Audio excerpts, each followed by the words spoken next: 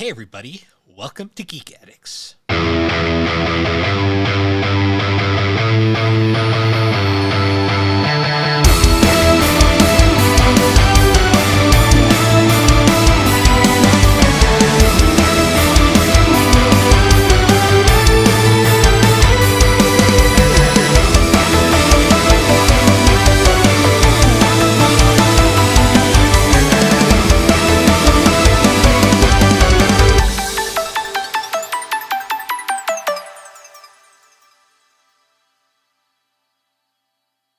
There's no countdown. Oh, it already started. Oh, shit.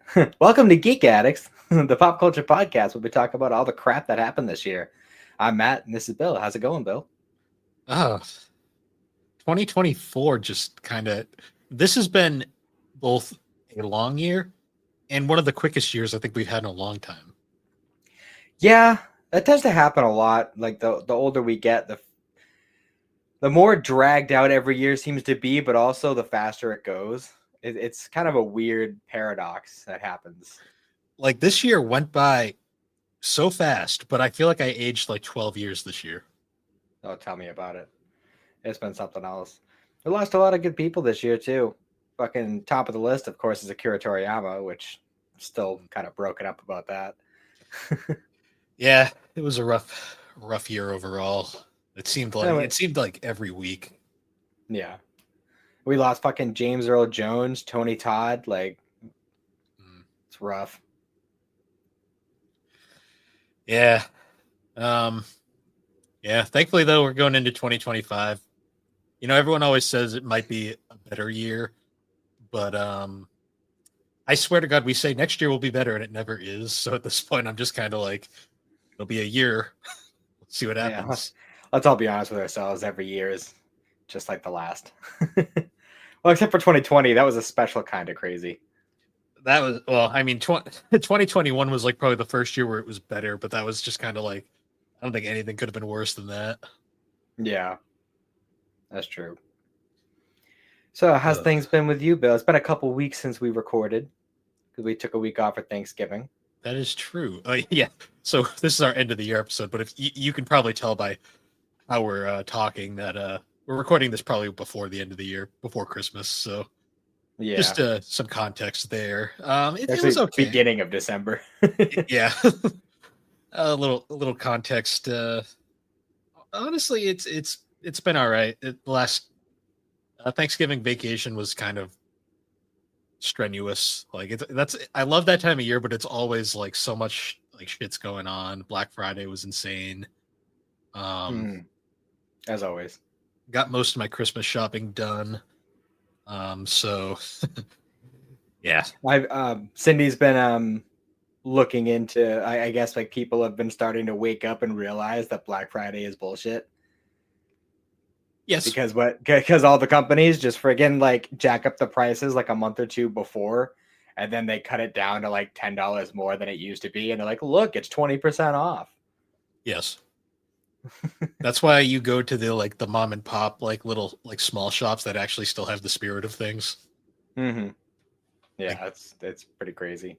that's kind of what me and Alex did. At the time of this recording, I believe our episode hasn't come out yet, but by the time this releases, me and Alex did a whole episode talking about Black Friday and the adventures that we had. Oh, So fun. enjoy that one. Um, Speaking of GNC, I listened to the most recent episode, and to be clear, well, I mean, by the time this comes out, the episode that we've yet to record will have already come out. But I will be giving her shit in person about this.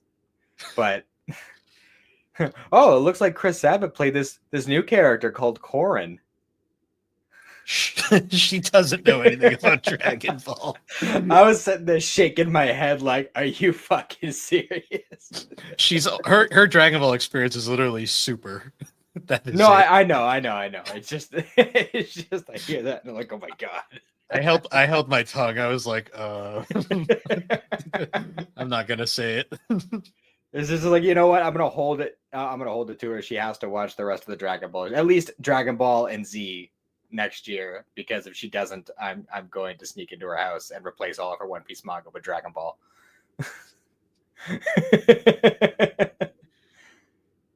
Be a lot of books to carry out and not as many to put in. I'm not gonna lie. True. This is true.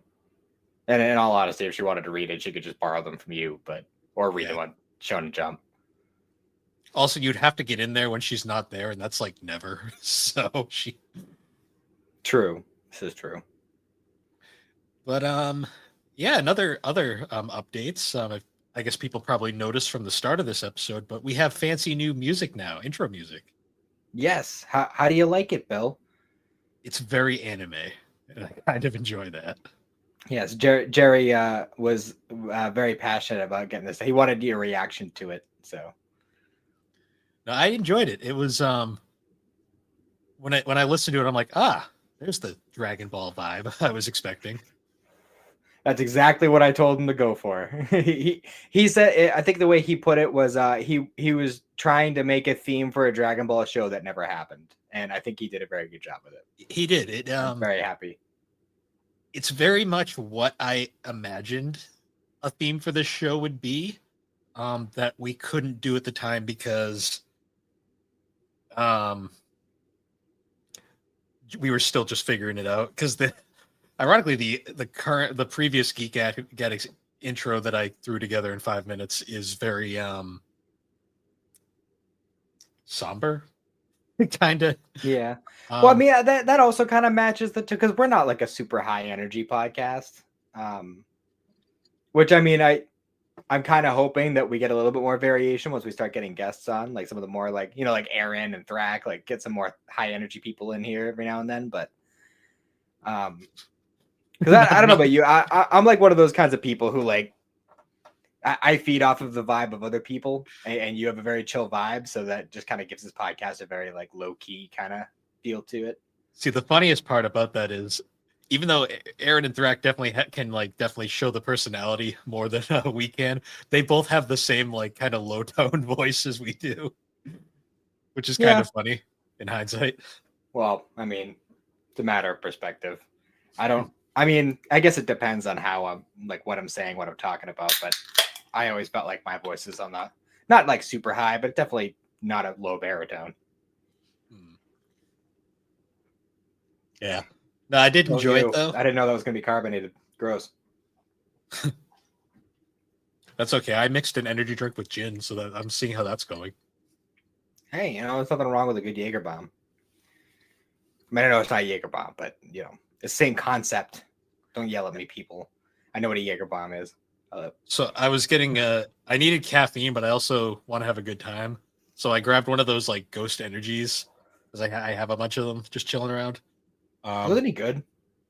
Some of them are, some of them not so much. Like some of them are like that's too much, and some of them are pretty all right. Mm-hmm. The Atomic Warhead ones are actually surprisingly pretty good. I did try a couple of those the game fuels, because I happened to see that they had them at the dollar store of all things.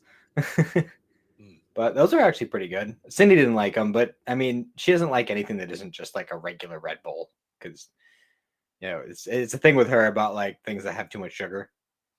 Which I mean, pretty much all energy drinks have a lot of sugar. But yeah, the with Celsius, Red Bull you can't taste it as much. The Celsiuses don't have a ton. But they're also but they can tend to be sweet though, depending on which one you get. I do like the Celsius though, because they have a shit ton of caffeine, and they tend to be like the healthier choice as far as energy drinks go. So. Yeah, the ghosts aren't really bad like calorie wise. They're just they are very. Some of them are very aggressive in their flavors. Mm-hmm. Yeah. Other than that, though, nothing too crazy going on. Mostly just we're getting through the end of the year. I actually have anime updates for once, because I actually got a bunch of stuff watched recently. Nice. I finished Oshinoko season 2, because that ended today. All I'll say is holy shit. A lot happens. I'm not surprised season 3 has already announced. And Akane is the best character. That's all I'll say. Fair enough. The best non-main character, I should say. Gotcha. Gotcha. Yeah, I'm definitely looking forward to seeing where that show goes. Having only watched the first season so far, I really enjoyed what I saw. I don't know. I don't really know where the show is going to go from this point, so it's going to be interesting. It's interesting. I've That's heard all. I've heard tidbits from you and from a few other people, and yeah, we'll just have to push past that. Well, you won't have to worry about that in season 2. I mean, I still don't even know exactly because I haven't seen the ending of the manga. I don't even know exactly if those theories even come true or not. So it's just it's a weird situation. Like I don't know.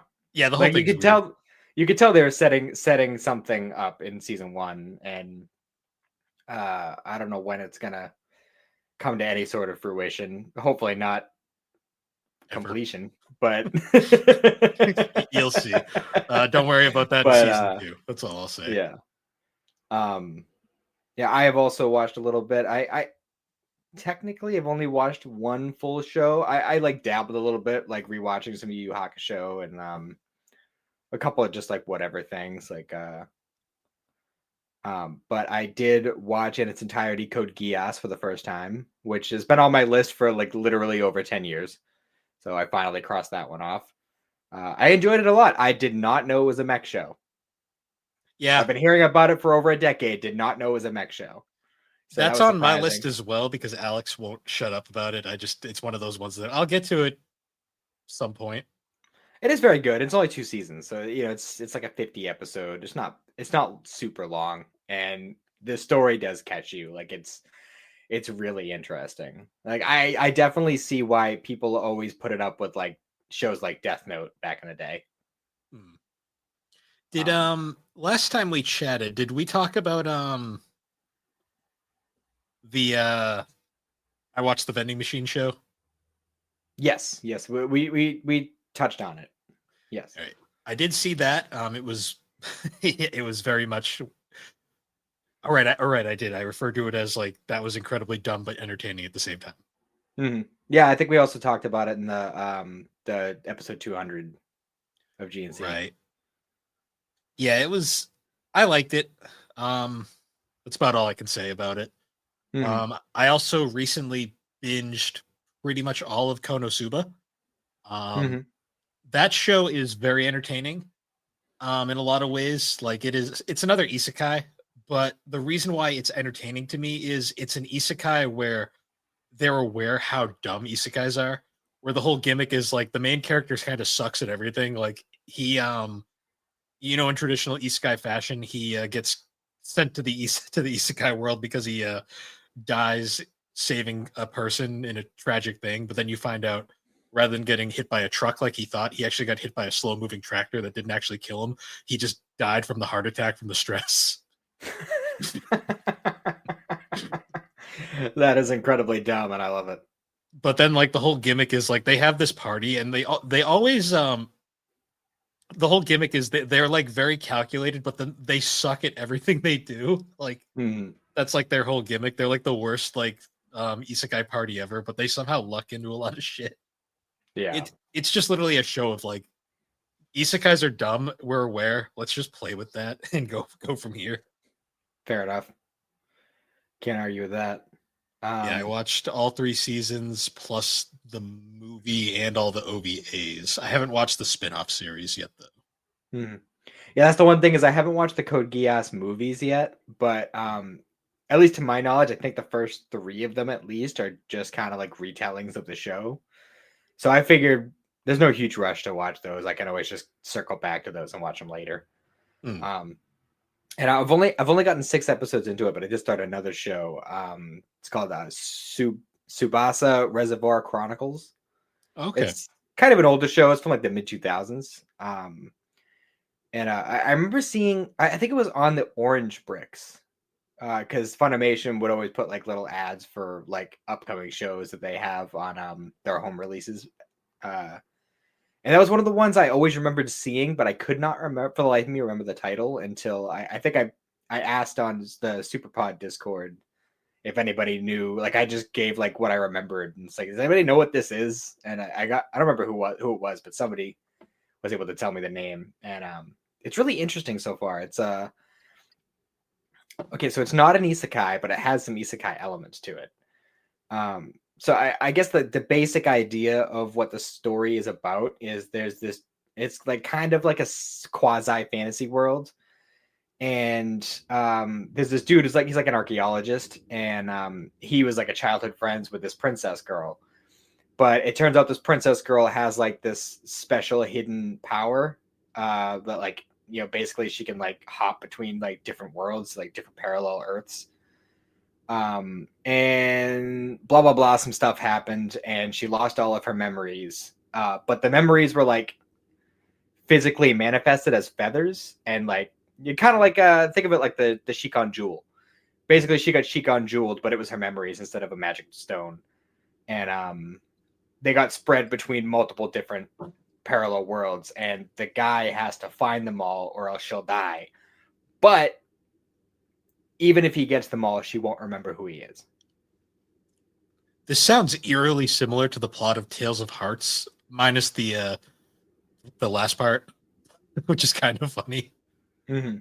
But it's really interesting so far. I really like the characters, and as I was watching it, I was like, this music sounds super familiar. And I actually looked into it. It's the same composer who did the music for Sword Art Online, and I think she also did the music for some of the Dot Hack stuff and Demon Slayer, actually.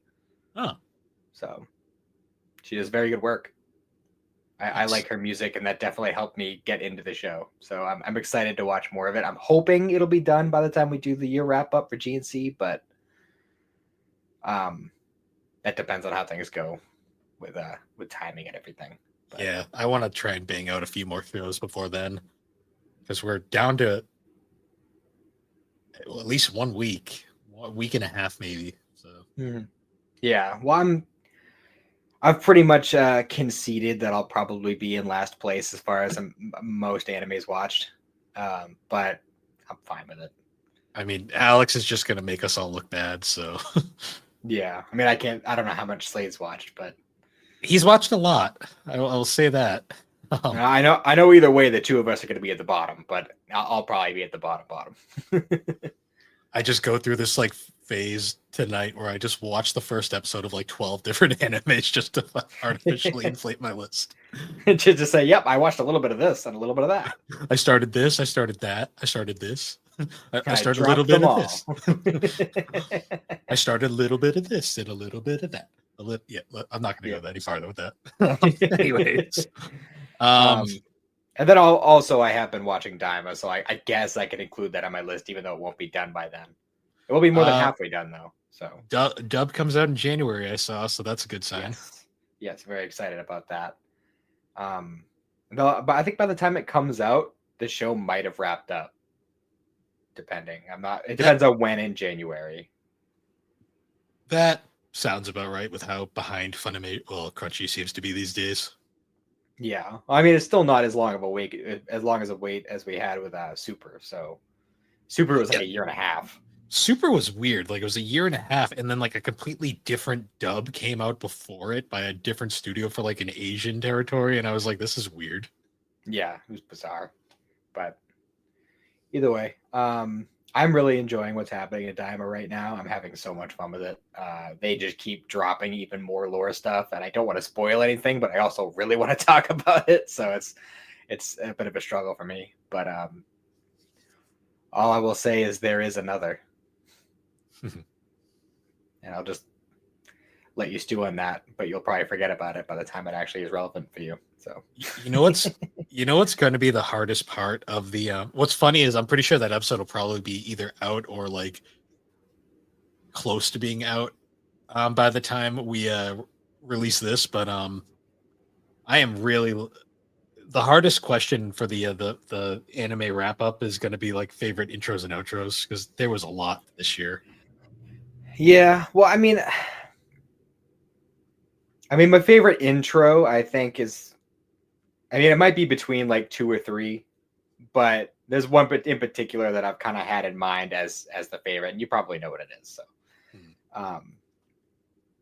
but The I'm outro is gonna be a actually little bit harder because I don't pay as much attention to those. So I'm gonna have to actually go through them all and like sift through them, and they tend to be more outros than intros. So it's gonna be a big list of songs to go through.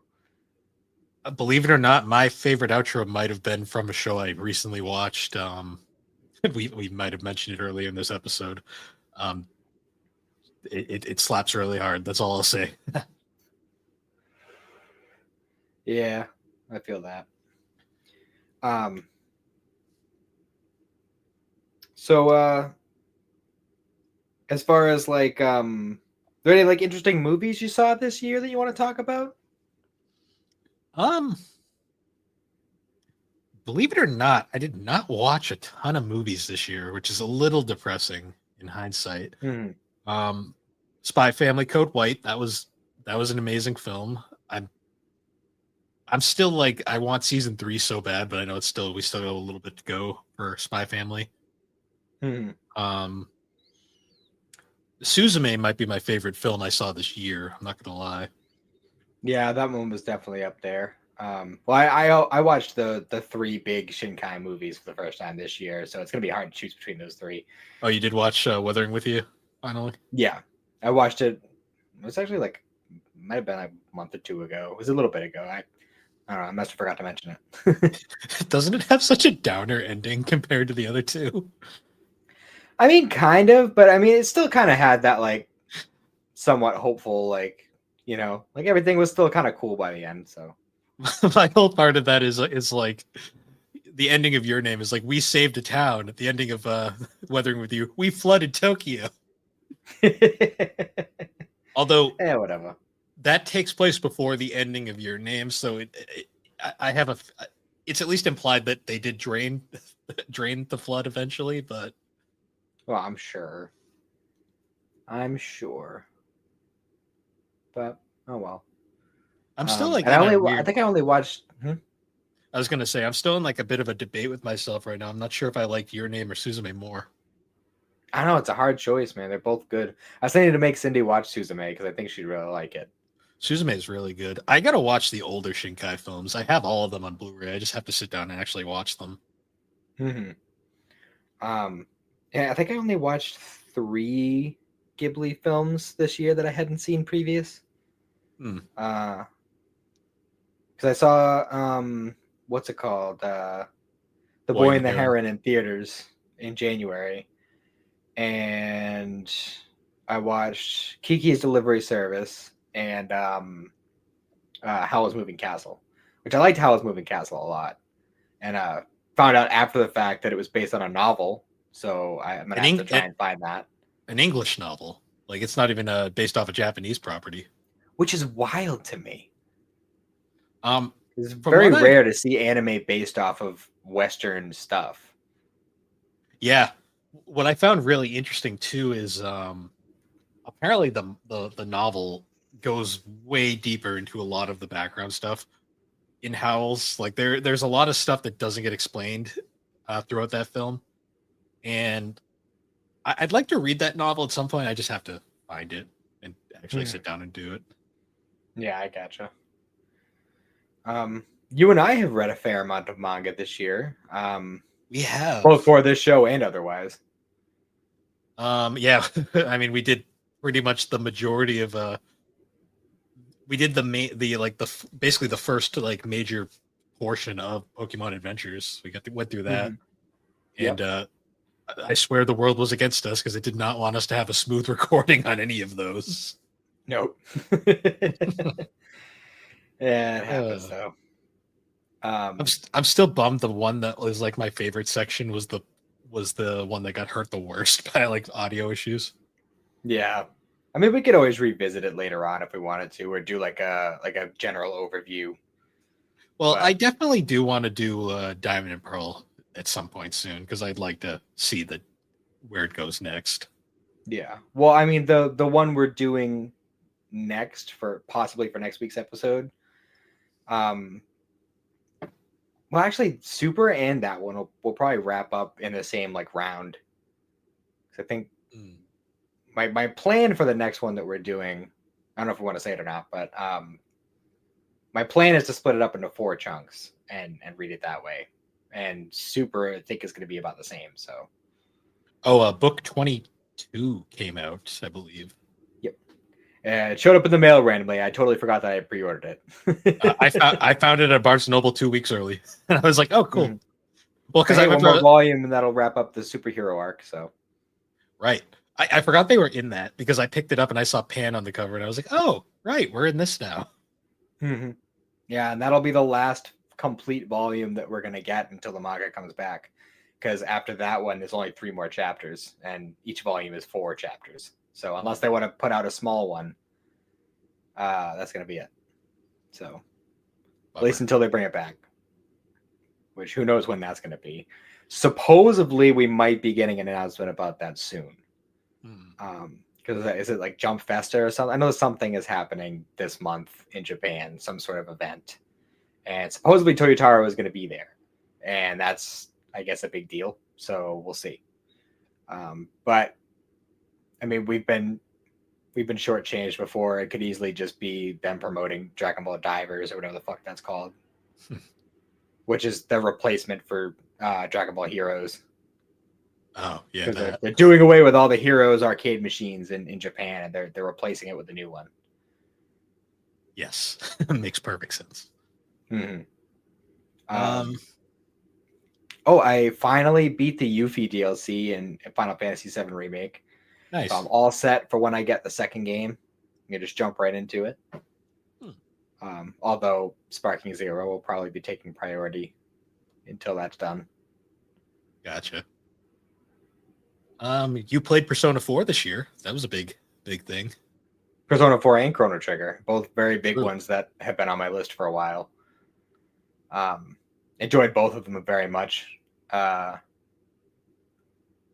am in the middle of a replay of Persona 4. I'm trying to think where I left off. I think I just got Yukiko on the team. That's where I left off. Right where the game picks up. Yeah. I think that was mostly what I wanted. I just wanted to get to a point where like the game gets really interesting, and then I could get distracted with other stuff, and when I come back to it, I'll be like, all right, cool, I got all this cool stuff waiting for me. Yeah, that's the the thing only. that sucks is switching consoles is now I'm not new game plusing it, I'm actually just new gaming it, so that's a Gotcha. little bit of a bummer, but At least you know what to do. true. I can schedule my time better in that game Yeah. to get more done. You can plan. Exactly. Planning is half the battle in that game. So. Oh, so for the I don't know if you know anything about it, but the Yu-Gi-Oh like retro like big like video game thing that's supposed to be coming out like in a couple months. Is that only going to be for Switch, or is it going to come out for some other stuff too? I don't know exactly. Because I remember Right. that got announced and then I forgot about it. I'm super excited about it because it's got like, with like the exception of like Duelist of the Roses, it's got like all the Yu-Gi-Oh games I played plus a bunch more. Why did they kick out Duelist of the Roses? That's a weird choice. It's just one of the few ones they didn't include. I don't know why, but they just didn't put it in there. Would have been nice to have that on an updated console to make it run a little bit faster, but whatever. All right, Yu-Gi-Oh! Early Days Collection. Yeah. It doesn't really say. Well, maybe they haven't announced it yet. But I hope it comes out for... You get to play Sacred Cards, and then you get to have the misery of playing Reshef of Destruction right after. Oh, yeah. Oh, yeah. You know what? If it does come out for a system I have, I might finally actually try to play through Reshef of Destruction just to see if I can do it. So you could be like, this is fucking bullshit every 5 minutes.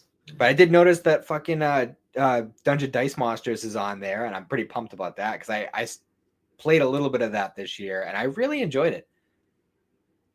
It's a fun little like grid game.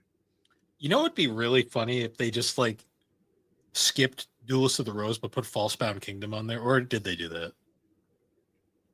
I'm not sure. Because that would be really dumb if they put Falsebound Kingdom, the one game in the Yu-Gi-Oh game series that has nothing to do with the card game. I could not tell you. I think there was a Capsule Monsters game in there too. I'd be interested to play that and see if it's anything like how it is in the manga. They should throw Destiny Board Traveler on there, like one of the dumbest Yu-Gi-Oh games. I think it is on there. Oh, geez, that game is so trash, but I kind of love it for it. Because I know they put like 14 of the classic Yu-Gi-Oh games on there. I know a bunch of them are Game Boy Color games, but I know that there is some other stuff on there. It's funny because a lot of them are like legit just the same thing, and I'm like, a lot of these are kind of lame. Yeah, I don't know. I don't think we needed like 3 different versions of Dark Duel Stories. Yeah, like there's like all those, like the Game Boy Advance games, which are all basically just Worldwide Edition. Yeah, and then there's the Sacred Cards, and I like Sacred Cards. Well, Sacred Cards and Red Chef at least do something. Like the other ones are just Battle Simulator. True. And one thing I did like about the Dungeon Dice Monsters game was it like actually has like little animations for every monster. And it has the benefit of not having like a super complicated like how like with other games it's like, oh, I gotta build my deck and I gotta strategize how I do it. And like there is a level of that with Dungeon Dice Monsters, but you only get 15 dice in your dice pool, quote unquote. So you don't have to think too much about how you're setting it up. You just gotta make sure you got the right amount of like different kinds of symbols on your dice so that you can actually activate effects and stuff. But I don't know, it's a really fun like time killer kind of like, I don't want to call it a puzzle game, but it's like a little board game that you can play. It's pretty cool. I always remember like they really tried to make Dungeon Dice Monsters a thing, and it just kind of like it was here and then it kind of just like petered out like really fast. It's kind of upsetting though, because like I said, like I was having a lot of fun with it, and I think if they had put the time into it, it wouldn't have done as good, because generally people tend to gear more towards cards anyway. But the problem was it was just more stuff you had to buy, and it wasn't as easy to buy as like the cards were. True, but I mean, if they had tried a little bit harder with the video games and people learned how to play that way and like actually got into it, then people probably would have ended up going out and buying it.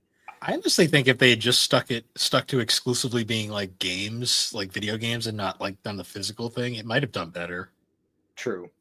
Because I think the problem was it was just too complicated. Because one of the big appeals of Yu-Gi-Oh, at least back then, was how easy it was to get into. Yeah, it's not like that anymore. No, now it's just as fucking complicated as every other card game, and that's why I'm not interested in it anymore. But back in the day, though, it was like super easy to get into. Like I always say, like the reason why I don't think anyone played the damn Pokemon card game was it was too complicated. Yeah, and I actually just for shits and giggles, I happened to see it at Walmart when we were shopping, like doing some Christmas shopping the other day, and I got a couple of starter decks for the Dragon Ball Super card game for me and Xander for Christmas, and we're gonna try that out and see how that goes. Nice. There was a super deck and a GT deck. I'll just let him choose whichever one he wants, but I have a feeling he might choose GT though, because he likes Super Saiyan 4. And he likes the whole concept of Super Saiyan Kid Goku. So I mean, Super Saiyan 4 is the best part of GT. Aside from the ending. The ending of GT is actually really good. Yeah, we have to get through a lot of shit to get there. Yeah, that's true.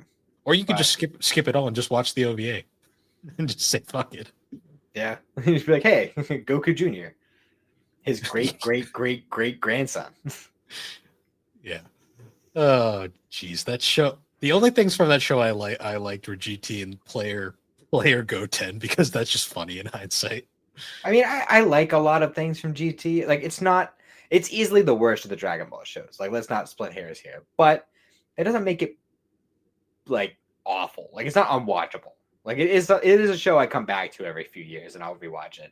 I just think like the thing that always like just kind of threw, I think that most people's biggest sticking point with GT was always like Goku being a kid again, because it was just pointless. Yeah, well, now Goku's a kid again. Yeah, but at least it's this kind time of awesome. So at least this time around, though, it actually makes sense, or True. at least it's better. It's better than GT. GT was dumb just because GT, it was like it was just Goku, and then they didn't even do anything really interesting with it. Yeah, but this time it is more interesting because everybody else is also kids. Well, yeah, that's got potential, not just Goku's a kid with his granddaughter who's like older than him now, because that makes Yeah, sense. for real. Then I was horrified as a child because the first image of GT I ever saw was fucking old lady Chi Chi in a nurse uniform shoving a needle in his ass. And I'll always be like, what the fuck is this show? Yeah, yeah, it's pretty silly. Such a weird scene in hindsight. Yeah. But yeah, no, Daima's pretty cool. I am really enjoying it. I'm really looking forward to see because he literally just met up with Vegeta and Piccolo and Bulma, and like now they're actually congregating and doing stuff. I really hope Chris Sabat does like Kid Vegeta's voice, and I just want to hear how he does it. He's gonna have to do Kid Vegeta and Kid Piccolo. True. Is Yamcha there? No. No. Okay. No, only at least as far as like the Demon Realm stuff, only Goku, Vegeta, Piccolo, Bulma, and Supreme Kai went. Gotcha. But I'm a little bit disappointed. I was really kind of hoping Krillin would be there because it's just something about that like classic Kid Krillin voice. Yeah. Brings me back, you know. I mean, you're probably most psyched just to hear Stephanie Nadame again, though, right?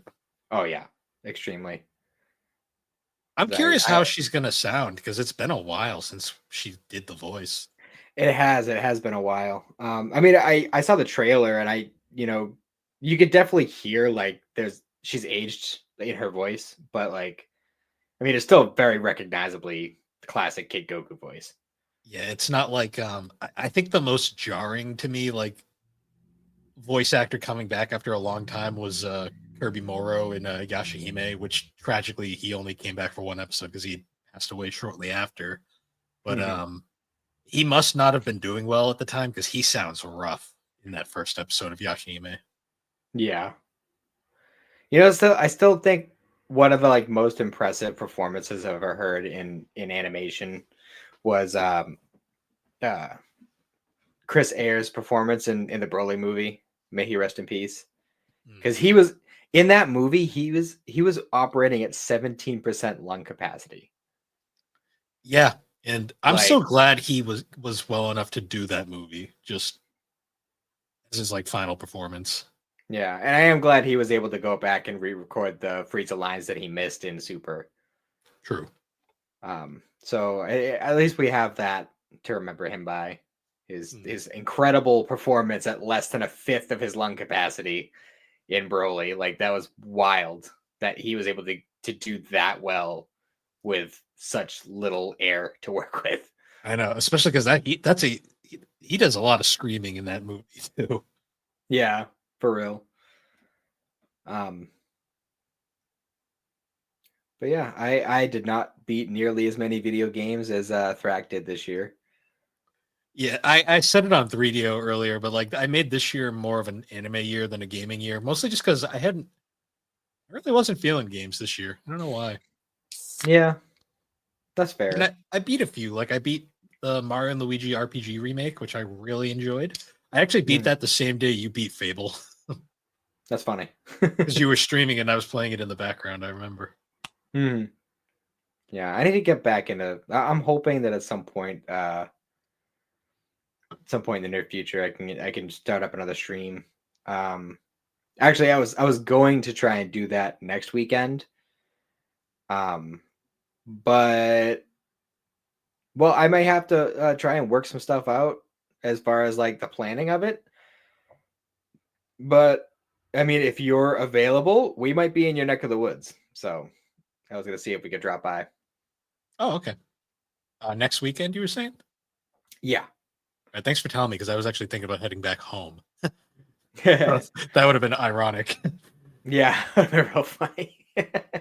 Well, I'll let you know as I learn more about what's going on because what it is Cindy's dad got rehired by the people who laid him off, and they set him up they sent him to Connecticut, but he has to drive back and forth from here to there every day for work. So, and they gave him a work truck. So his car keeps getting left there for the week, and then he doesn't bring it back until Friday.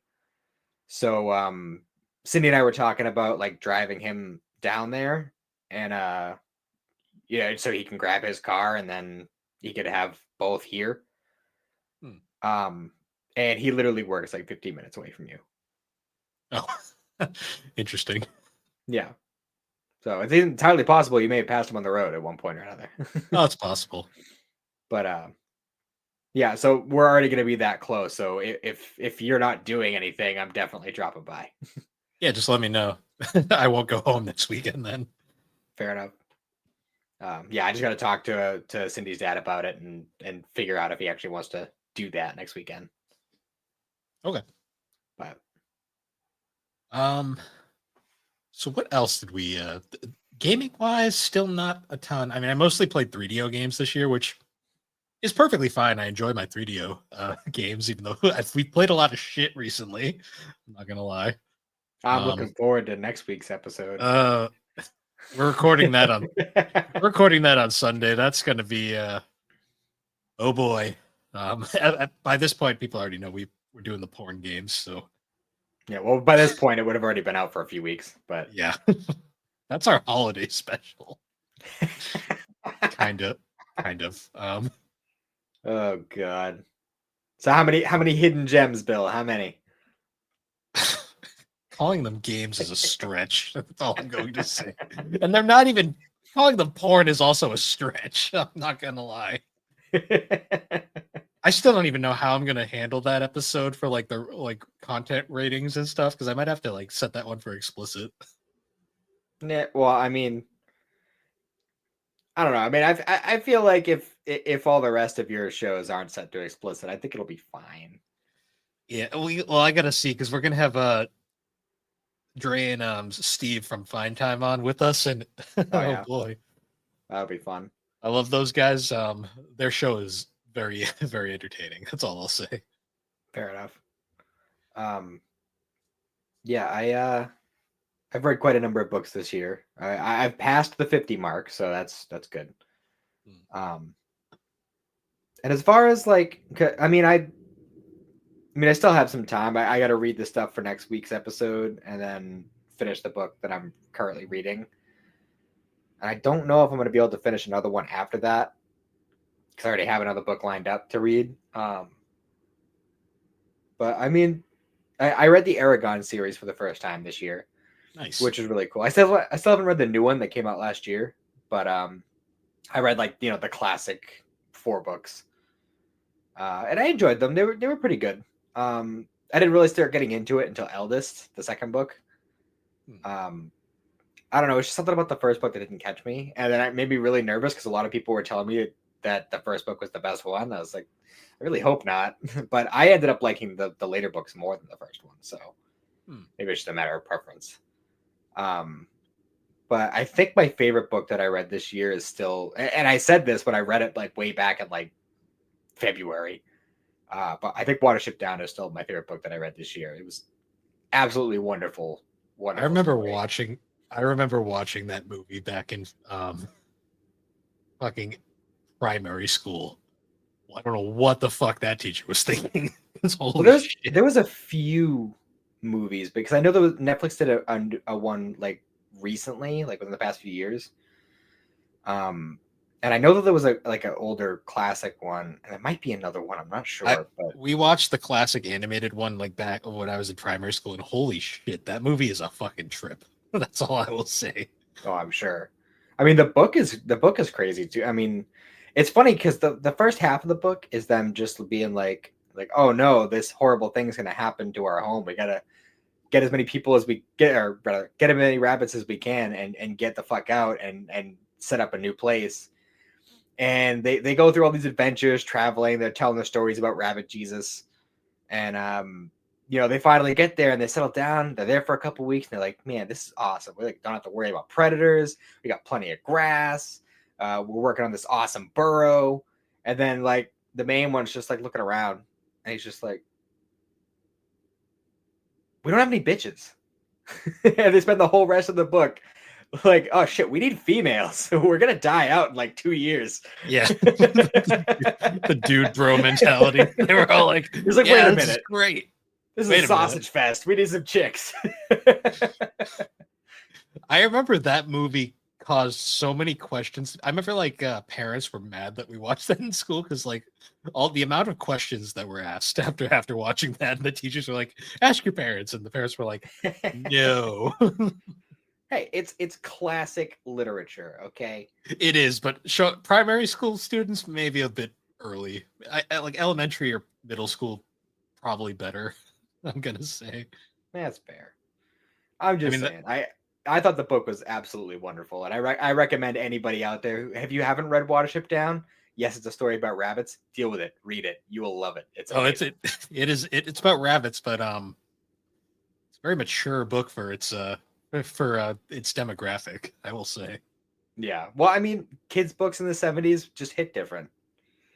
They weren't like the fucking watered down shit that they give kids nowadays. I still don't know what was more shocking as a kid watching that in primary school or accidentally watching Akira in like elementary school. Oh god. That was all because of those like sketchy websites you used to watch anime on back in the day, and they didn't differentiate like mature and non-mature stuff. Yeah. Another book I read recently was Ender's Game. I read that for the first time, and that was really good too. And I got like halfway through it, and like I saw like the last page of the book was like an ad for like more books, and it was like, oh shit, there's 3 more books in this year. This is a series. I didn't know it was a series when I started reading it. But the first book ended in such a way where it's like I feel okay with waiting to read the rest of them. Like it's like it ended in like a very rounded way where like it could have easily been a standalone book. So I'm not in any huge rush to read the next ones, but I will eventually do it. I haven't read it yet, but I bought recently I bought the a book called Seconds. It's actually it was the first book that Brian Lee O'Malley did after Scott Pilgrim. Mm-hmm. I've been looking forward to reading that pretty soon because it has some very interesting like page layouts and stuff. Mm-hmm. And I heard it's a really cool story. It's a one and done. So that's good. I am really looking forward to doing like more of like the manga reviews. Like I know we were like pretty focused on the Pokemon ones for a while, and I do want to get back to those. But like I like like what we're doing now, where we're kind of cycling through and like reading chunks of a story. Like I'm looking forward to getting back to Yu-Gi-Oh and reading Duelist Kingdom. I'm gonna have to track down more of that because I only have the first 3 3-in-1s at the moment. So, well, I'd have to look into it, but I don't think Duelist Kingdom is that long. So you might only need to buy like 2 more. But we'll see. Yeah, because wait, because you still have 2 more volumes that you didn't technically read from the last one. So yeah, there's 2 volumes in the last 3-in-1, and I'd have to buy probably like a couple more just to have. Yeah. So yeah, I think you'd only need to get like 2 more, and we're still a little ways away from getting back to Yu-Gi-Oh because we still have the one we're doing next week, and then Dragon Ball Super. So Dragon Ball Super, Pokemon again at some point. Well, I was thinking we'd save that for once we finish Dragon Ball Super and the one we're doing next week.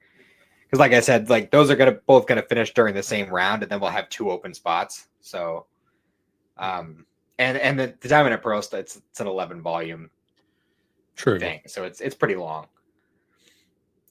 True. And then we're gonna have to figure out what else we're gonna do. Because I would like to do the Yashahime manga at some point just because it's a lot different from the anime.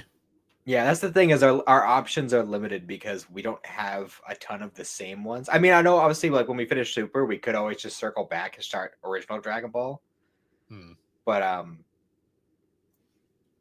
at the same time, it's like I mean that is a good option just because we don't have a ton of the same mangas. Because I don't have any of the Inuyashas. You don't have any of the Narutos, which are 2 ones that we probably would do if we both had them. Yeah, the problem with Naruto is it's just too much manga for me to collect right now. That's fair. Although you could just do what I did and get the box sets. Because it's just three. True. There's just a straight 3 box sets. And the first box set would cover you for a bit. True. And if you wait like for a good deal, because that's what I did. Because I ordered them off of Amazon. And the prices for that fluctuated a lot when I was ordering them. So like sometimes it would go up and it would be like 150, and then it would go down to be like 90, you know. But you get, for the first box set at least, that's like 27 volumes. That's a good amount of manga for that price. You know, so if you wait for the price to drop, which tended to happen pretty frequently at the time at least, it's not too bad. Or you could just get the 3-in-1s, or but didn't they do like a bigger one for that? It wasn't like a Viz Big, but it was something similar, like a similar idea. For Naruto, they did 3-in-1s. Okay. The kind of similar to like Full Metal Alchemist and Rurouni Kenshin. You don't have Full Metal Alchemist either? No, I have all of Full Metal. Oh, we could do that one. That's true. We could also do that. We could do Kenshin too, because I have all of Kenshin as well. I mean, I've been reading it digitally. True. I have the first 4 Viz Bigs, but that's as far as I got with collecting those. I don't have the Viz Bigs. I have the 3-in-1s. Bought them all secondhand. I mean, once Christmas has passed, and we still have a ways to go before we'd even get to that point anyway. But yeah, I mean, I did read like 5 volumes and some change this year. Like I got up to like right when Kenshin leaves to go to Kyoto. And then I think he just met the little ninja lady, and that's where I left off. Nice. The only thing that sucks is with the Inuyasha is you can only get that in the Viz Big format, and those are so hard to find sometimes. Well, I mean, I know I was seeing them at Newbury Comics for a while, so maybe they started printing them again, and they're a little bit more available now. Well, I don't know. They're always printing them intermittently. It's just kind of it's one of those cases where like they're printing them, but there's always like one volume that's out of print or out of stock at a given point. So it's like just annoying to collect. The Viz Bigs in general are kind of annoying to collect. I'm not gonna lie. Yeah, I'm glad I got my Dragon Ball ones when I did. I got lucky and found all of those. Well, Amazon for original Dragon Ball, Amazon was doing a sale, and they were all like 30% off. So I got most of them like for a fraction of the price. I got lucky and found pretty much all of the Dragon Ball Z's Viz Bigs at like a Newbury Comics, like just there. So I grabbed them while I saw them. I am a little upset that Viz didn't do more series on the Viz Big style. I don't think they sold well, which is wild to me because it's such better quality than like the regular 3-in-1s. Like, yeah, they're a little bit more expensive, but like you pay for quality, man. The 3-in-1s just have shitty paper. They get beat up so easily. Oh yeah. Like the Yu-Gi-Oh ones are so flimsy. Yeah, and all of the 3-in-1s are like that. My like the One Piece ones that Xander has, the Full Metal ones that I have. Like I really wanted to get the nice hardcover Full Metal ones when those started coming out, but I just couldn't swing it. I wish I didn't. See, that's what Viz is doing more of now. I wish I hadn't started collecting Full Metal when I did, because I would have grabbed the hardcovers, but yeah, what are you gonna do? That happens to me way more often than I like. Like it wasn't until after I had bought all of the Witcher books that they were like, "Hey, we're going to start releasing hardcovers," after not having hardcovers for like 10 years. Well, it's kind of like Death Note. Like they had the well, there's the all-in-one edition, which is atrocious. Like, don't bother with that. That's like the worst. Fuck, don't even bother. It's so thick. It's thick, but it's small, so you can't even like fucking open the pages. It's awful. Yeah, it's not good. Don't waste your money. There's the black editions, which those are kind of nice. That's what I got. I like the feel of the paper on that. It's way different than what you usually get from manga, and I like it. I like the style. So because you had gifted me the first 2 volumes in the traditional format, I have all of the traditional format versions of that just because I wanted consistency. Yeah, sorry, I gave you those because I got the black ones. Yeah, it's all good. But what I hate, though, is the fact that volume 13 is taller and it sticks out like a sore thumb next to the rest of them. Yeah. But I mean, at least it's not. it's one of those ones that can kind of be separate, so it's not that big a deal. But yeah, I was actually thinking about the Vizbigs for a minute there. Like, I'm pretty sure they only did Dragon Ball, Dragon Ball Z, Inuyasha, Rurouni Kenshin, I think they did a Vagabond, series. Yeah, Vagabond. I and remember then seeing that one. Fushigi Yugi. That was the other one. Right, right. Was that Yeah, they didn't do very many. Alex has that one. Um, Yeah, that was the only Shoujo Beat one that they did. yeah. Because most of them were shonen. You know what you should start collecting? What? The Attack on Titan Colossal Editions. Ugh. Those things are hideous. What? I think they're great. The Dude, I literally I bought, like, there was one year for Christmas I bought Cindy, like, because there was a series she wanted to read. I bought her 5 hardcovers, and like these books like started at like 400 pages, and like the most recent one at the time was like close to 1,000 pages. So there was like a good like 4,000 pages ish of book, and they were hardcovers. And the one Colossal Edition Attack on Titan book that she got me weighed more than all of them together. So I'm not gonna lie, like Attack on Titan, I think still has like some of the ugliest spines in like manga right now, like the regular editions. Mm-hmm. My only problem with the Colossal editions are they're nice sets, but I just don't trust Kandasha to like do quality fucking manga releases. Well, I mean, the pages themselves are, I'd say, comparable to like the Vizbigs, like the glossy kind of page. The only thing I would say is, if you can at a decent price, I'd say buy them in store, because some of the ones I got from Amazon drivers don't really like their jobs very much. I've noticed. No, so here's the fun. You bring this up, but the Barnes and Noble near me, they have 3 Colossal editions, and all of them have tears on the spine on the shelf. And I'm just like, that's lovely. Well, that happened with like with one of them that I got. Like it showed up damaged, but all the rest look fine. It's just having a good place to store them, because like I said, one of them weighed more than 5 pretty hefty hardcovers.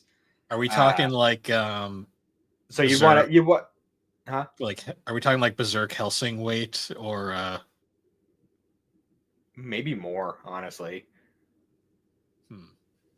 Because these are 5-in-1s, and they're bigger. So yeah, Kandasha's quality. It's hilarious collecting manga over the years now. These last like 4 years, I've become kind of like attuned to the different publishers and how like they have their different strengths and weaknesses. Like Viz by far has the most variety. They're generally the most consistent, but their actual quality is all over the place. yeah, it's no consistency at all. Like, you look at the spines and they're all like fucking, none of them match. Like the volumes are all different sizes. Like it's like yeah, whatever. I'm not that much of a stickler for it. It's funny to notice. I've noticed very quickly that like Seven Seas has by far the best quality overall. But God forbid if you miss out on collecting a Seven Seas series, like when it comes out and you try to get it later, it's most likely out of print, and good luck finding it for a good price. Yen Press is okay. Their consistency is a little weird. They tend to take forever to release shit. Well, Yen Press is. I mean, I could be mistaken, but isn't Yen Press mostly light novels? No, Yen Press does a whole bunch of stuff. Like they do.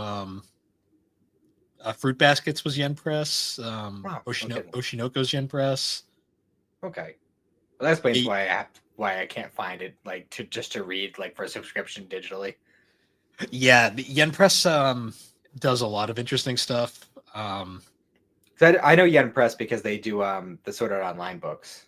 They do that. They're doing, what's a series? They did My Slime, Teen, right? No, Slime's Kadasha. Oh, okay. Yeah, the Slime 3-in-1s. Ooh. Really? Yeah, you're better off by. Well, this is just my personal opinion. I'm not impressed with the Kandasha's 3-in-1s at all. I mean, I don't even really. I was more referring to light novels. Oh, like I believe they did the light novel as well. Mm-hmm. But their manga 3-in-1s are like they just like Mm-hmm. they're like the Viz 3-in-1s but worse somehow. Mm-hmm. Um, there's also Vertical, but Vertical does like such a low amount of stuff that it's kind of like I think I have like 2 Vertical series I'm collecting right now. Do you know who does the JoJo's? Viz, Is it Viz? Wow. yeah, they're just super high quality. They just went like fucking balls to the wall for JoJo, apparently. I think that has more to do with the JoJo creator just being extra with fucking everything he does. Yeah, that tracks. That tracks. That was probably part of his stipulation because I mean, it's not as extra as Dark Horse. Like Dark Horse doing like the Berserk, like a Hellsing, and now Trigun, like leather bound, fucking like special editions. Those are so pretty. They're so fucking pretty. They're pretty. I just can't get into Berserk. I want them in my shelf. You know what I love too? Every time you see a collection, like someone's like, "Look at my Berserk collection," and they're all still wrapped, and everyone's like, "Read your goddamn manga!" Like, don't just leave read them your on, manga. don't leave them on the shelf just to collect them. Coming from the video game collector. Hey, I open my games and play them. I just don't play them all the time. I don't leave things sealed. I'm very much against that. Like when I buy something, I open it. That's fair. Yeah, those leather bounds are really nice. I kind of wish more companies would do that, but Yeah, I definitely like I really want the Berserk one. I just like pretty much caught up to where I had originally left off years ago on Berserk. So I'm getting to the point now where I'm going to start hitting like all stuff that I haven't read before, and I'm very excited about it. But I really want to get the Trigun ones because I got interested in the series this year because I watched both of the animes, and I really liked what I saw. But I want to read the manga so I can kind of understand it on a deeper level. I mean, Trigun's good to get into now because it just started, so like you can actually like kind of collect it as it goes.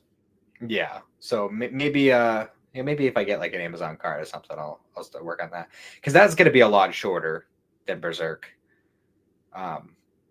I am going to eventually get the Berserk ones, but that's a big commitment. There's 14 of those.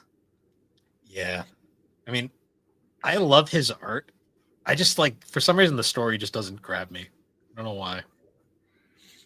It's very dark. That might honestly be it. It might be too dark for me because as I've learned, I like my slice of lives. I've learned recently. Yeah, that's one of the things that I like a lot about Code Geass when I watched it this past week, because it's one of those kinds of series that like has like a big blend of genres, like anime genres. Like obviously it's got the mech style of it. You got the whole like kind of like revolution, like overthrow of the government shit from like, Full Metal. But then at the same time, the dude's going to high school and shit. So like you get like those kind of slice of life high school sections. It's almost like Full Metal Panic, but less confused on what it wants to be. Yeah, like it's got a solid blend of different vibes to it, and I don't know, it just came together in such a fun way. I don't know, man. It's really good. Like, I definitely think you should give it a watch.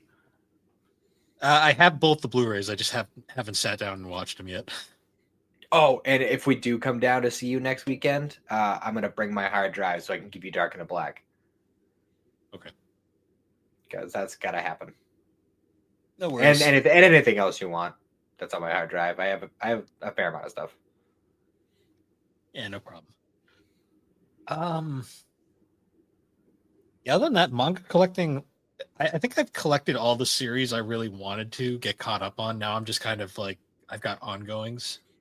Yeah, well, I still have some stuff I got to catch up on. I am behind on Boruto. I think I'm only up to like volume 12 or 13, and there's 20 of like the original Boruto series, and now we got 2 Blue Vortex. I don't know how many, if any, volumes of that have come out yet. I have no idea. I know, like in terms of like I have all the ongoings. I've been collecting. Like the only unfinished series that I'd like to finish at some point is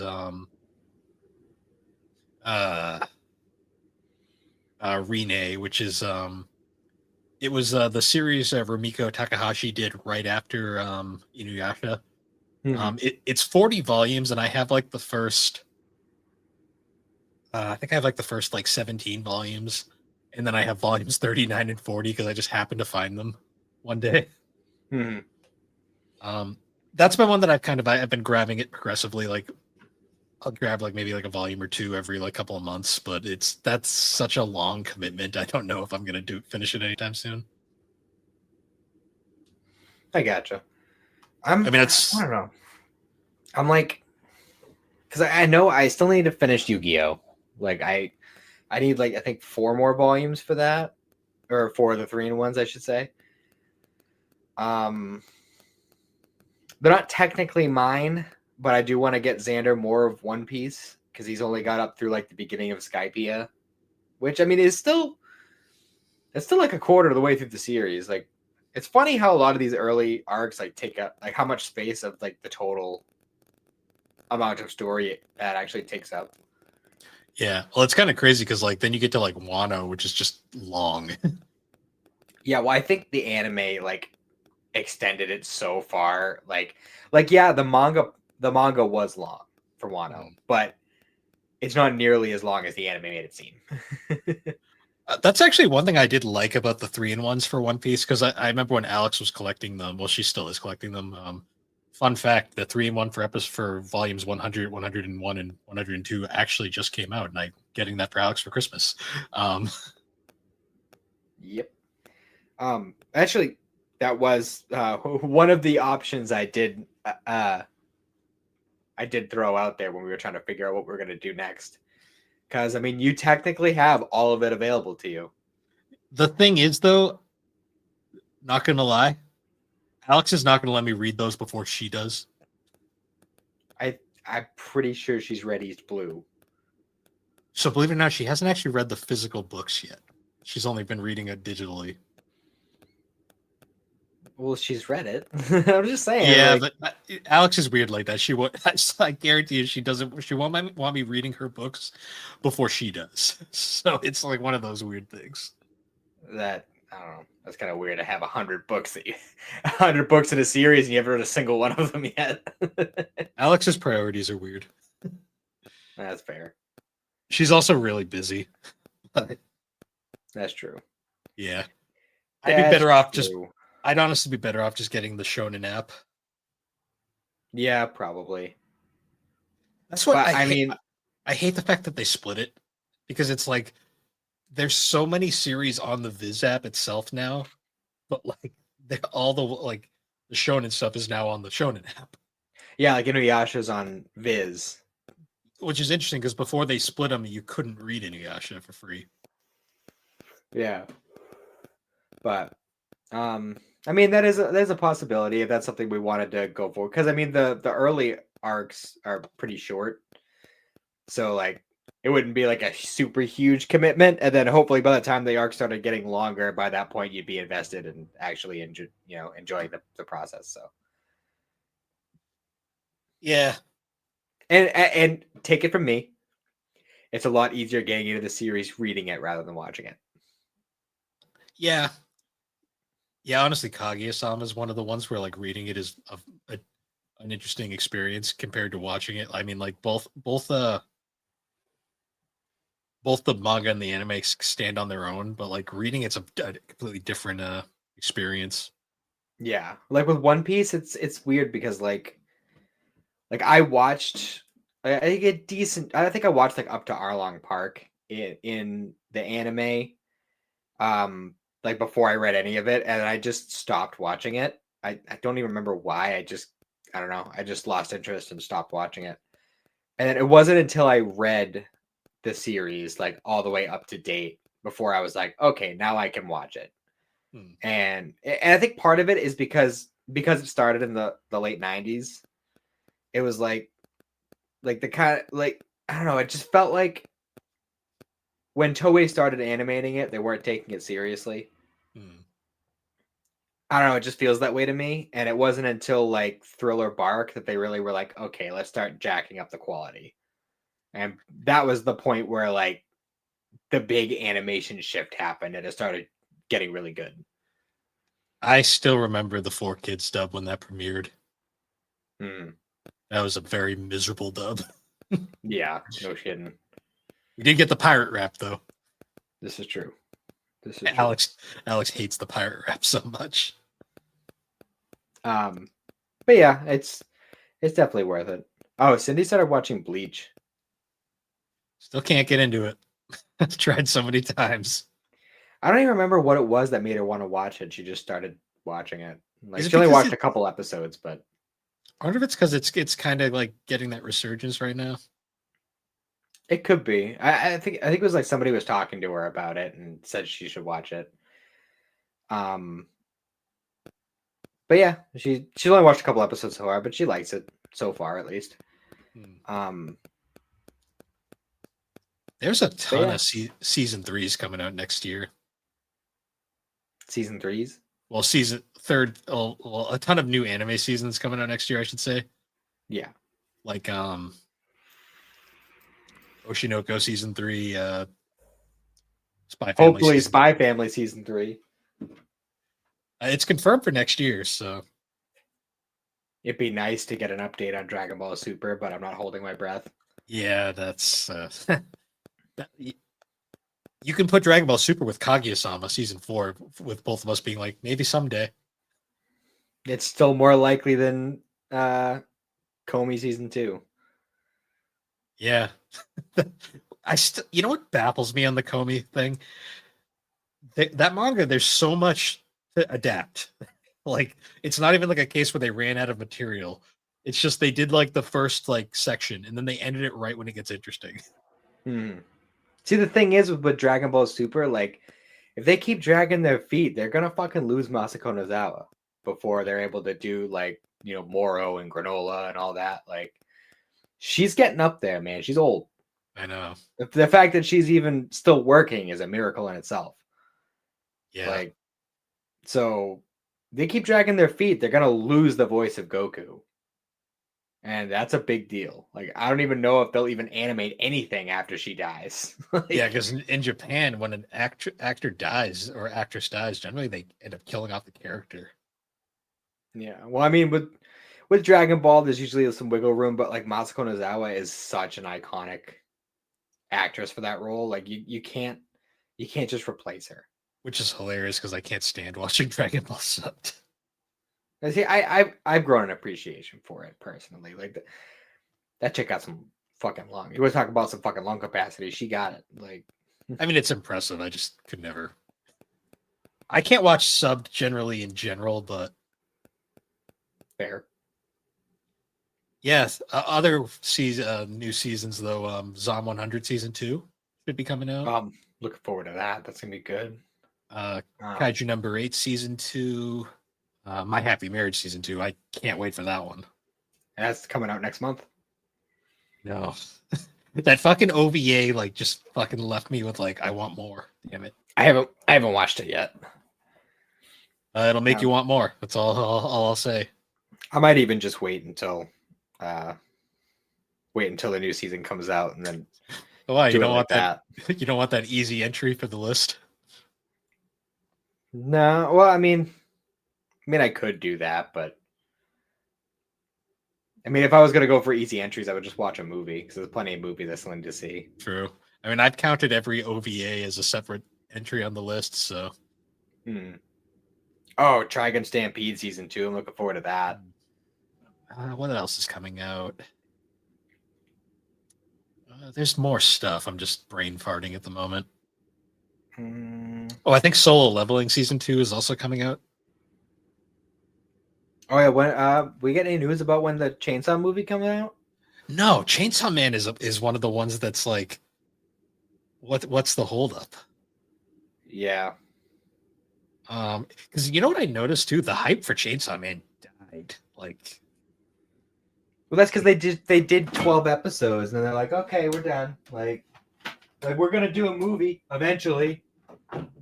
But yeah, like, you can't leave people hanging that long and expect interest to stay.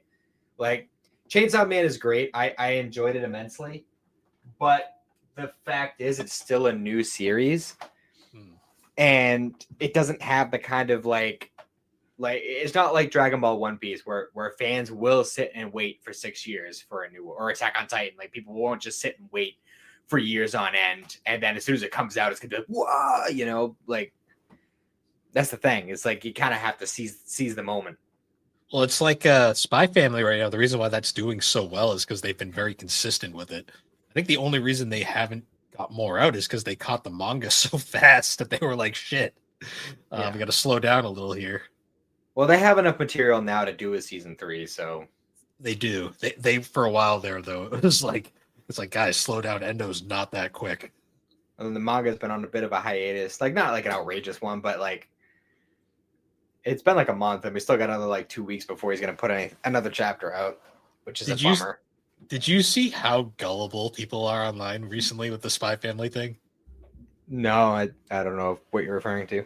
Okay. Did you see the thing about the divorce arc? Oh no, I didn't. So this was the dumbest thing I've ever seen. Some guy on an anime like news site, this guy made a troll account, and his post like was from it was like something like that was an obvious troll, but everyone missed that entirely. He posted this image of like the next volume to come out in Japan, and it was like, I think it was like volume like 14 or something, and it just had an empty chair on the thing, and he just said the caption was just divorce arc coming next.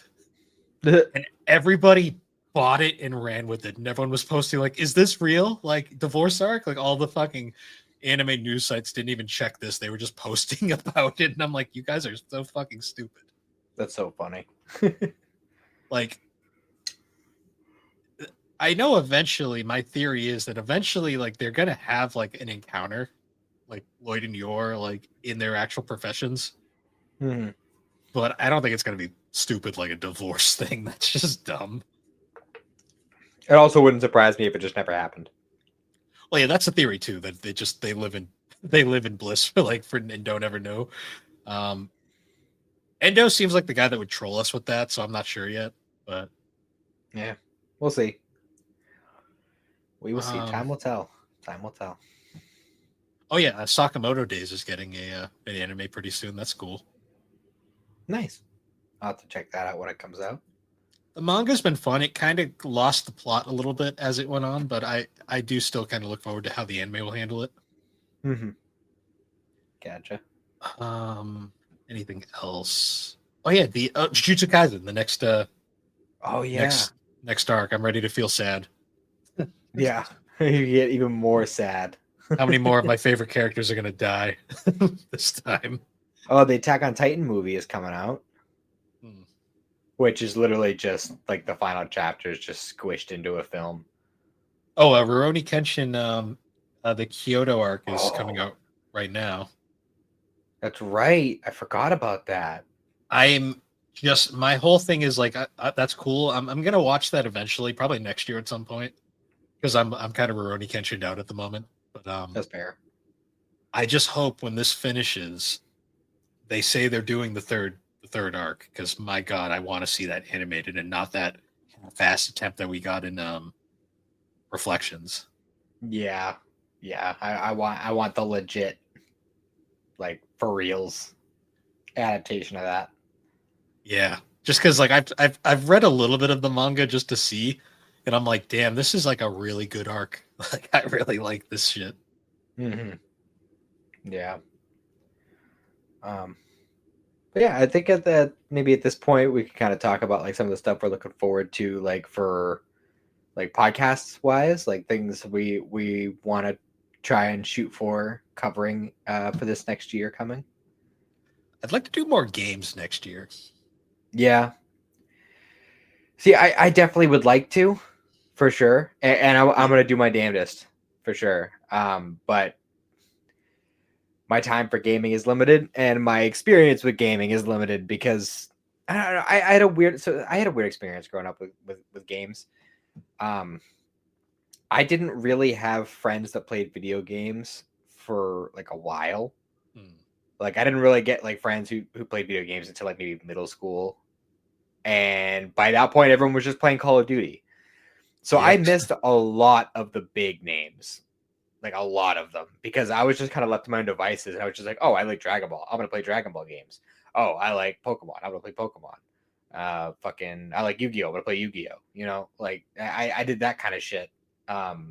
And like whenever I'd see like, oh, this game's doing, oh, this new game Mass Effect is doing really well. This new game fucking Far Cry is doing really well. You know, and I never touched any of them. You know, never played Metal Gear, never played fucking BioShock, never played none of that. So it's one of those things where like I have a lot of catching up to do. I mean, even just playing as many like Dragon Quest or Final Fantasy games as I have in the past few years has been a lot. Yeah, just JRPGs in general, really catching up on those, not counting all the other games. So it's one of those things where like I definitely want to do more games, but as far as playing new games goes, like I can't fully guarantee that I'll have the time to do that. In like a week's notice, say. Like they'd be like, oh, Yeah. let's cover this game. Like I've never played a minute of this game, so I wouldn't have much to say, you know. But I will do my damnedest, especially if we can try to pick shorter games. And all honesty, not having a Switch is going to put a bit of a damper on some of the options I have. So that's a bit of a bummer. But I, you know, if we can work around it and try to pick some of the ones that I have access to or have decent amount of experience with, I would definitely like to do that. Like we could definitely do like Destroy All Humans, or I mean, obviously there's any number of Dragon Ball games we could cover, but I'm sure that would get old pretty fast. I mean, Kakarot would be a cool one at some point. Yeah, I mean that was one that we kind of set aside when we did the big episode on Dragon Ball games, because we intended to do a full episode on it, and I do still want to do Legacy of Goku, even if we just kind of mash them all into one episode. I would like to see if we can get like Nova Console Chris on for that one, because I know he has experience with those games. But yeah, like that's one of those things that if I have the time, I will absolutely jump in and do that. Like, or even if you wanted to, you know, give Final Fantasy VII Remake another shot, and then we could do an episode on that, or you know what I mean, that kind of thing. Because you still haven't played 9, right? Right. Because I know like 9 eventually that would be a fun one to cover, especially because that's Aaron's favorite game of all time. So that'd be cool to have Aaron join us for that. Mm-hmm. And I was gonna get the Dragon Quest 3 2D remake. Well, I mean, I guess I technically could get it on like PlayStation or whatever, but that I'd just be running into the same wall of when do I have the TV to myself? Yeah, you know, you have because you have a PS5 and an Xbox One, right? Mm-hmm. Okay. So I mean, I have the option for that game. It's just, oh, I didn't mention earlier. I did pick up Attack of the Saiyans again, and I'm working on beating that. I'm on the last chapter, just collecting the false Dragon Balls. I'm so bummed that like I love that they add those early pre Dragon Ball Z like story segments at the beginning, but then they just glaze over the tournament. Yeah, that was definitely a bummer. Well, they probably did that because they were like, oh, like we're gonna have all this stuff, like, you know, building up to the Saiyans showing up, and then, you know, we'll do more stuff in the sequel. And then Nintendo swooped in and bought Monolith Soft, and we're like, see ya. Yeah. But another one I'd like to do an episode on is Dragon Ball Fusions, because that's an absolutely wonderful game that doesn't get nearly enough attention or love. You know, something that I think would be kind of cool, but it would probably, I'd have to like lend you my DC Universe account to do it.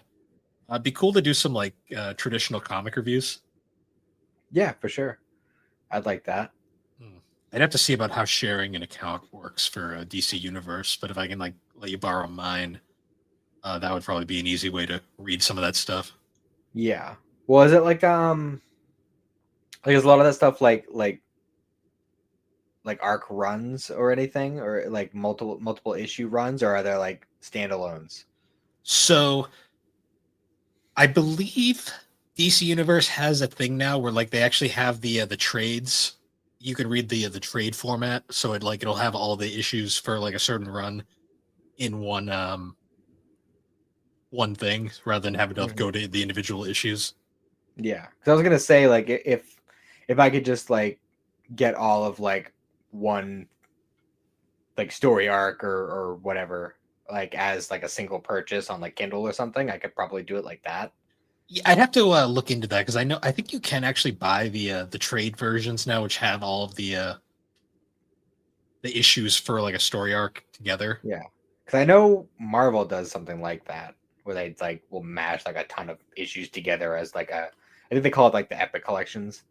Yeah, they do it in like trade form, like it's Mhm. kind of just like the comic way. Yeah, I'm not a big Marvel guy, so I can't really go super deep into Marvel. Like I have like I think when it comes to Marvel stuff, I have like some Spider-Man. That's about it. yeah. So I'm not I don't get super crazy into like a lot of fan comic stuff, but there was one Dragon Ball fan comic that I really liked and I would like to cover at some point, like maybe once we finish like all the official Dragon Ball manga stuff. Hmm. That Dragon Ball multiverse, it's been going for a long time. It's like like I caught up to it originally when I was in high school, and there was a good amount back then.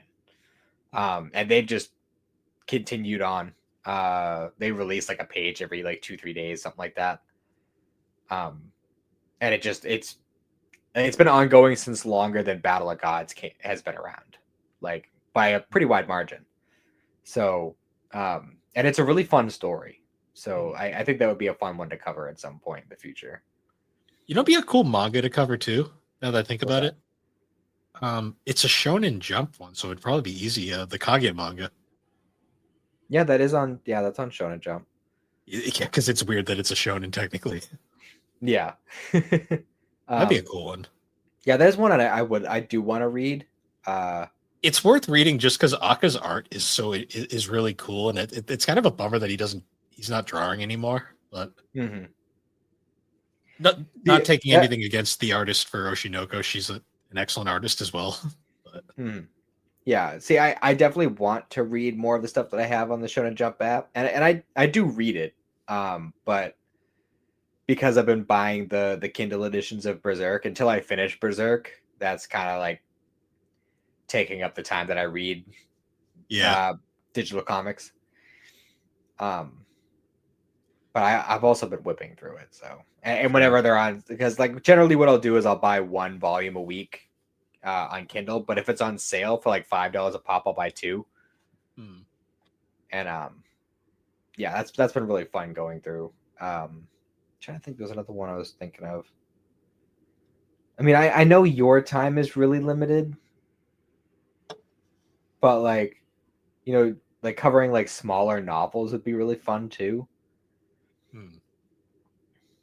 But see, it's like we have that same kind of like colliding thing where like I don't have a ton of time to play games, you don't have a ton of time to read books, so it's like, yeah, But Yeah.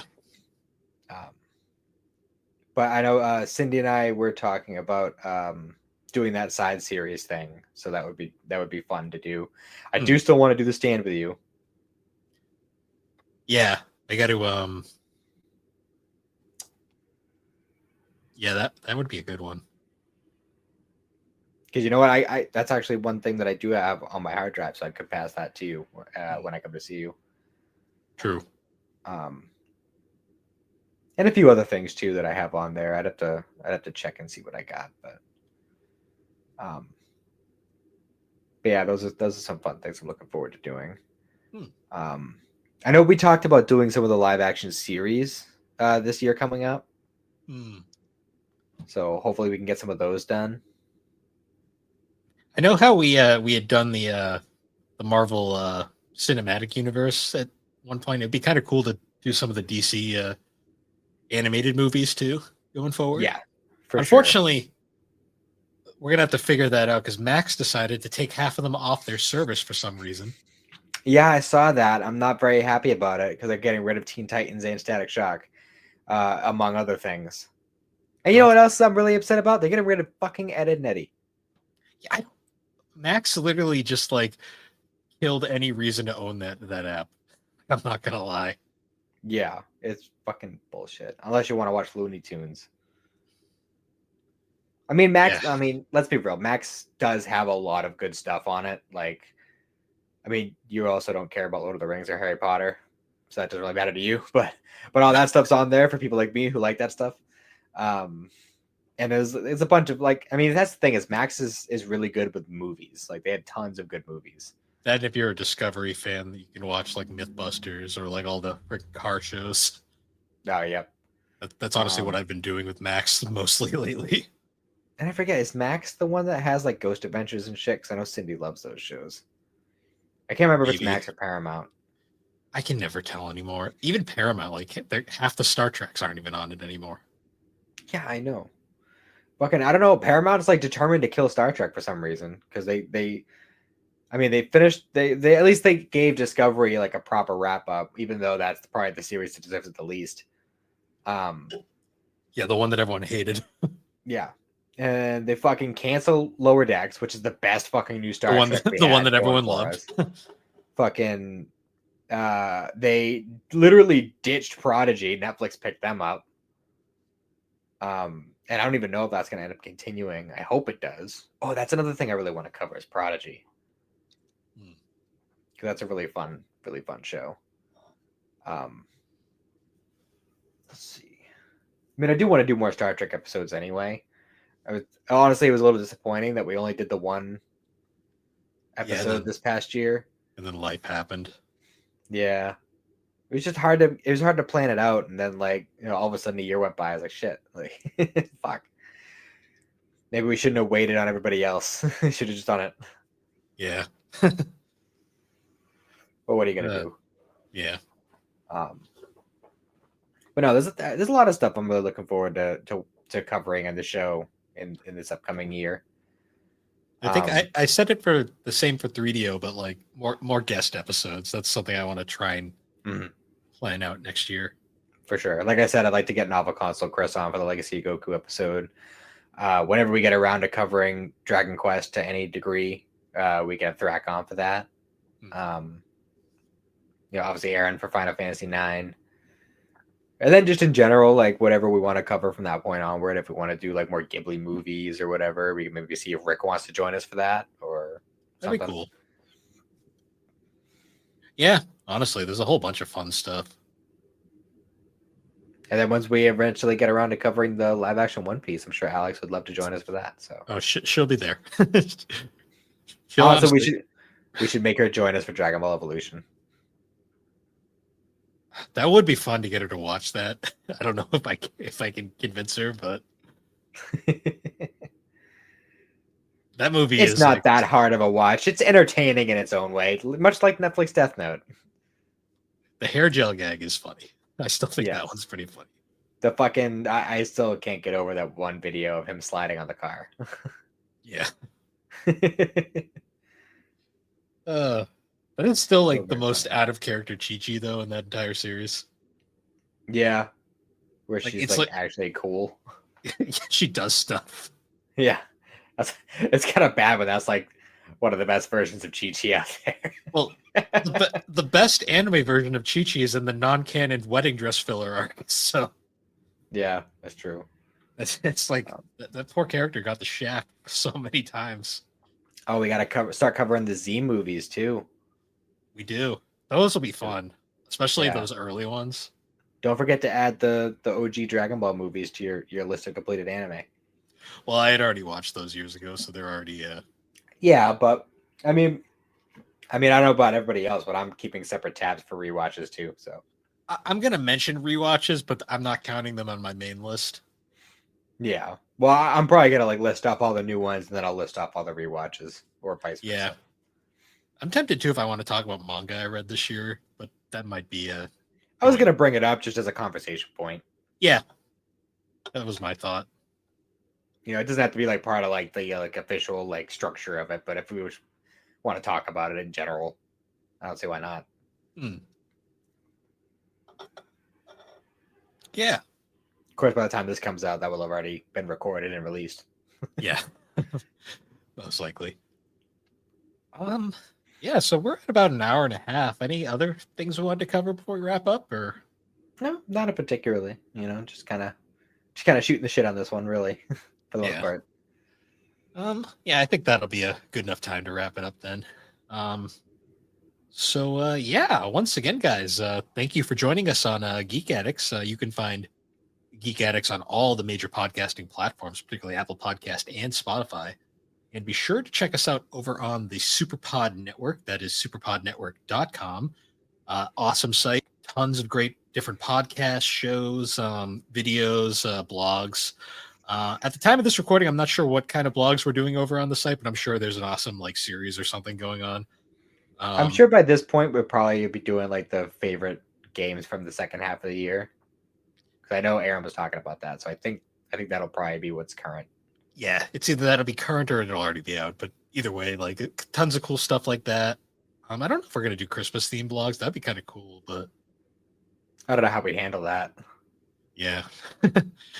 But other than that, though, be sure to check out all the awesome shows over on the network, like Superpod Saga, Super Ghost Radio, Retro Rehab, Tommy's Video Game Ride Along, A Novel Console, Bar Silence, Fine Time, the Elder Trolls Gaming Podcast, Remember 64, Gaming Together, Friday Night Gamecast, the three GNC shows, Gaming and Collecting, the 3DO Experience, Geek Addicts, and the Retro Wildlands, Press B to Cancel, and the Pre-Order Bonus Podcast.